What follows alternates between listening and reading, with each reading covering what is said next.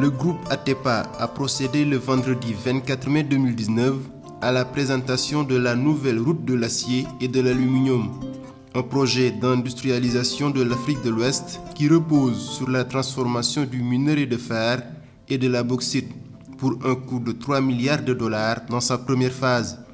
Outre le Sénégal, le projet va aussi concerner le Mali, la Mauritanie, la Guinée-Bissau et la Sierra Leone. On parle de la route de l'acier et de l'aluminium. Et ça, c'est des minerais qui existent en Afrique et qui peuvent être transformés. La technologie est disponible. Il y a même des embryons d'entreprises, d'unités de transformation de ces produits au Sénégal. Donc, pas de rêve, c'est une réalité palpable. Nous voulons que l'Afrique se donne comme mission de garantir la renaissance industrielle de l'acier et de l'aluminium. Pour sa part, le président d'Afrikajom, Alioune Tine, a souligné l'importance du projet par son caractère fédérateur.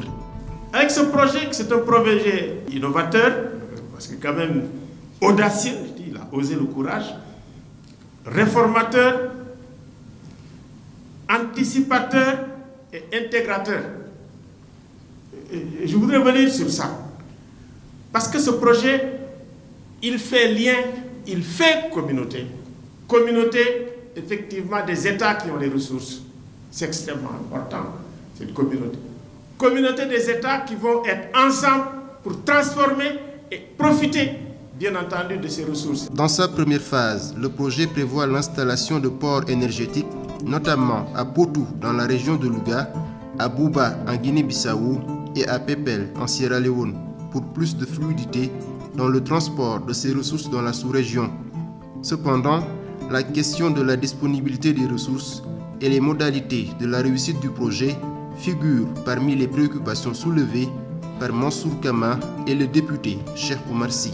Aujourd'hui, cette nouvelle route que Pierre est en train de nous proposer, je crois que c'est la voie pour nous, Africains, de nous mettre ensemble pour travailler sur une synergie, surtout en termes de politique publique au niveau sous-régional. Parce que comme Boubacar l'a dit, il faudra mettre un cadre législatif et réglementaire pour pouvoir porter ce projet-là. Quelles sont les dispositions qu'il faut prendre?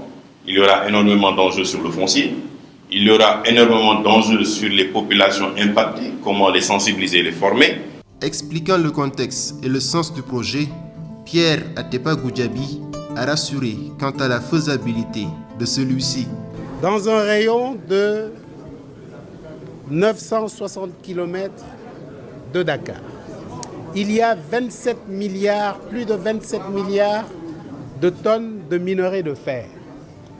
Qu'avec le gaz que nous avons, nous pouvons transformer au moins 22 milliards de ces 29 milliards. C'est dire quoi? Une fois que vous avez transformé 22 milliards de tonnes de minerais de fer, vous avez au moins 11 milliards de tonnes de fer. 11 milliards de tonnes de fer, c'est plus de 7 000 milliards de dollars. Ça veut dire quoi? C'est la fin de la pauvreté dans notre sous-région. C'est aussi simple que ça. Atepa et ses collaborateurs ont insisté sur le caractère inclusif du projet qui va impliquer tous les États de la sous-région ouest-africaine. Parce qu'il est important que les gens sachent que ce n'est pas une initiative unique ou personnelle. Les enjeux sont tels que les montagnes à soulever au propre et au figuré nécessitent une dynamique globale de compétences et d'engagement. Enfin, Pierre Goudiaby Atepa a sollicité l'accompagnement de l'État du Sénégal pour la réussite de la nouvelle route de l'acier et de l'aluminium, invitant ainsi le président Macky Sall à jouer de son leadership politique et économique auprès de ses homologues africains pour parrainer un tel projet qui ne pourrait avoir la réussite optimale sans une implication nécessaire des pouvoirs publics.